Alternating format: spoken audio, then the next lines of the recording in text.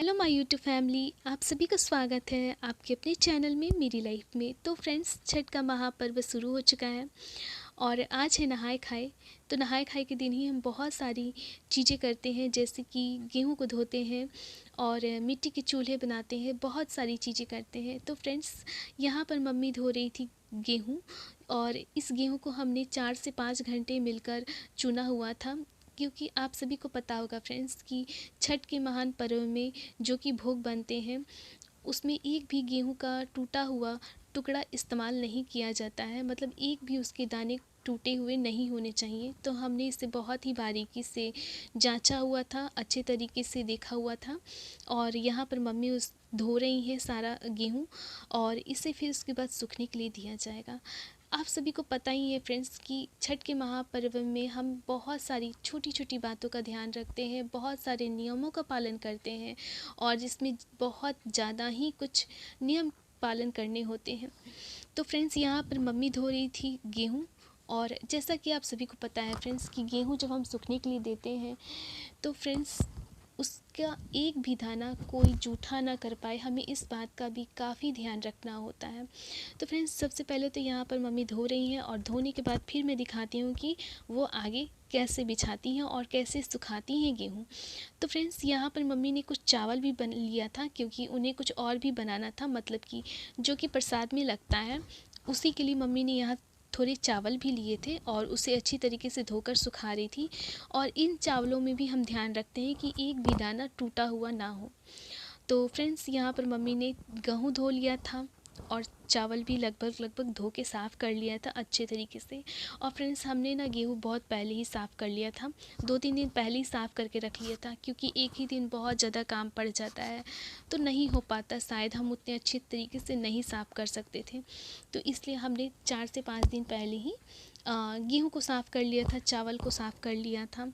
तो फ्रेंड्स, यहाँ पर हम छत को पूरे अच्छे तरीके से धोए थे, क्योंकि आप सभी को पता है कि पूरा छत धोना चाहिए। जब आप गेहूं को सुखाने जाते हैं तो पूरे छत को सफाई करनी होती है, धोना पड़ता है, तभी जाके हम वहाँ पे गेहूं डाल सकते हैं।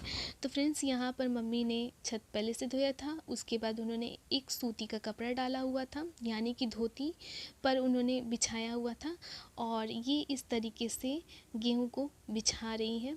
और फ्रेंड्स, मैं एक बात बता दूं आप सभी को कि गेहूँ जब हम सुखाने के लिए डालते हैं तो उसे 1 मिनट के लिए भी अकेला नहीं छोड़ते हैं। जी हाँ फ्रेंड्स, हम उसे 1 मिनट के लिए भी अकेला नहीं छोड़ते हैं। अगर किसी पक्षी ने भी एक दाना भी उसका जूठा कर लिया, यानी कि खा लिया, तो हमें फिर से सारे गेहूँ को धोना होता है। इसमें बहुत ज़्यादा ही नियम होते हैं इस व्रत में। तो फ्रेंड्स, हमने यहाँ पर ना 2-2 छाते लगा दिए थे ताकि कोई भी पक्षी ना आए। फिर भी हम 2 लोग बैठे हुए थे कि बस किसी तरीके से हमारा गेहूँ सूख जाए। और फ्रेंड्स, आज मौसम ने भी ना करवट बदल ली थी, मतलब रोज़ धूप निकल रहा था अच्छे तरीके से, और आज तो धूप महाशय को कुछ ऐसा हुआ कि हमने जब गेहूँ डाला ना तो उनकी दिशा ही बदल गई, दिशा ही बदल गई, रंग ही बदल गया। ये देख लीजिए, पता नहीं कहाँ सूर्य देवता जाकर बैठ गए और हमें दिखाई नज़र ही नहीं आ रहे थे। तो फ्रेंड्स, अब हमें डर लग रहा था कि कितनी देर में सूखेगा और कहीं बारिश ना आ जाए, ये भी लग रहा था। लेकिन कुछ ही देर के बाद फ्रेंड्स, धूप अच्छी वाली निकल गई थी और फ्रेंड्स, हमने पूरे कपड़े पे फैलाया हुआ था अच्छे तरीके से गेहूँ, और हम बस इसकी निगरानी भी कर रहे थे कि कोई भी एक पक्षी से जूठा ना करे, और हम एक पल के लिए भी नहीं छोड़ सकते हैं, आप सभी को पता ही है। और फ्रेंड्स, इसको सूखने के बाद हम आज ही इसे पीसने के लिए भी देने वाले थे चक्की में, क्योंकि फ्रेंड्स इसी का ही हम भोग बनाते हैं, हम खरीद कर आटे की भोग नहीं बना सकते हैं। इसी तरीके से इस पूजा में कुछ नियम करने होते हैं। तो यहाँ देखिए, मैंने अच्छे से दिखाने की कोशिश की है आप सभी को कि हमने यहाँ पे सुखाया हुआ है गेहूँ, और फ्रेंड्स हमारा गेहूँ 5 से 6 घंटे में बहुत अच्छे तरीके से सूख गया था। और फ्रेंड्स, आज मम्मी बनाने वाली थी चूल्हा, क्योंकि चूल्हे पर ही हम भोग बनाते हैं। तो देख लीजिए फ्रेंड्स, यहाँ पर मम्मी बना रही थी चूल्हा मिट्टी का, और आज मैंने उनसे ये भी सीखा कि मिट्टी का चूल्हा कैसे बनाते हैं। तो फ्रेंड्स, यहाँ पर मम्मी ने बालू इस्तेमाल किया था, गोबर इस्तेमाल किया था और साथ ही साथ मिट्टी इस्तेमाल किया था, और बहुत ही अच्छी तरीके से उन्होंने मिट्टी का चूल्हा भी मुझे बनाकर दिखाया, बताया भी। तो मैंने ये भी उनसे सीखा कि किस तरीके से बनाते हैं। तो फ्रेंड्स इस तरीके से यहाँ पर देखिए मम्मी इसे अच्छी तरीके से मिक्स कर रही है। और उन्होंने कहा कि जब चूल्हा हम बनाते हैं तो किन बातों का ध्यान रखना चाहिए। तो फ्रेंड्स जब हम चूल्हा बनाते हैं, मिट्टी का चूल्हा, तो हमें जो उसकी मिट्टी है बहुत ही ज़्यादा गीला नहीं करना होता है, उसमें पानी नहीं डालना होता है, मतलब उसे टाइट रखना होता है, तभी जाकर वो अच्छी तरीके से पकड़ पाएगा। तो फ्रेंड्स यहाँ पर मम्मी ने शुरुआत कर दी थी चूल्हा बनाने का। और हमें लग रहा था कि कहीं बारिश ना आ जाए, बारिश ना आ जाए, लेकिन मौसम बिल्कुल से फ्रेंड्स आज साफ़ हो ही गया। 2-3 घंटे तक बादल महाराज कहीं जाकर आसमान में सूर्य महाराज छुपे हुए थे, पर जब जैसे ही हमने सब कुछ करना इस्तेमाल शुरू कर दिया ना, बस सूर्य देवता फिर से दर्शन दे दिए हम लोगों को।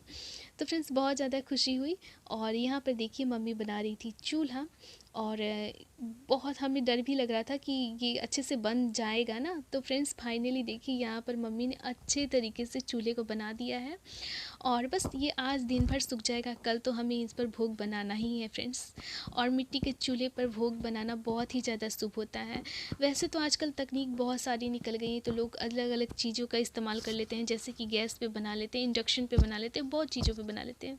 लेकिन हमारे यहाँ मेरी मम्मी इसी तरीके से कहती है कि नहीं, जब व्रत करते हैं तो उसका नियम, हर एक नियम को पालन ज़रूर करना चाहिए। तो हमने घर पे ही मिट्टी के चूल्हे बनाए हुए थे, और मेरी मम्मी को तो आता ही था, और आज मुझे भी इनसे सीखने को मिल गया, और मैंने भी सीख लिया कि मिट्टी का चूल्हा किस तरीके से बनाते हैं फ्रेंड्स।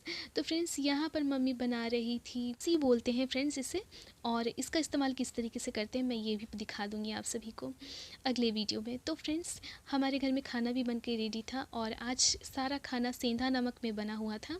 और लौकी भात तो ज़रूरी ही होता है, आप सभी को पता है लौकी तो बननी ही बननी है।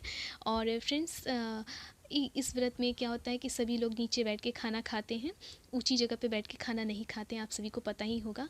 तो फ्रेंड्स यहाँ देख लीजिए हमारा खाना बिल्कुल से रेडी है, और बिल्कुल से लहसुन प्याज का हमने इस्तेमाल यहाँ नहीं किया हुआ है। तो फ्रेंड्स आज का ब्लॉग कैसा लगा मुझे कमेंट बॉक्स में ज़रूर बताइए।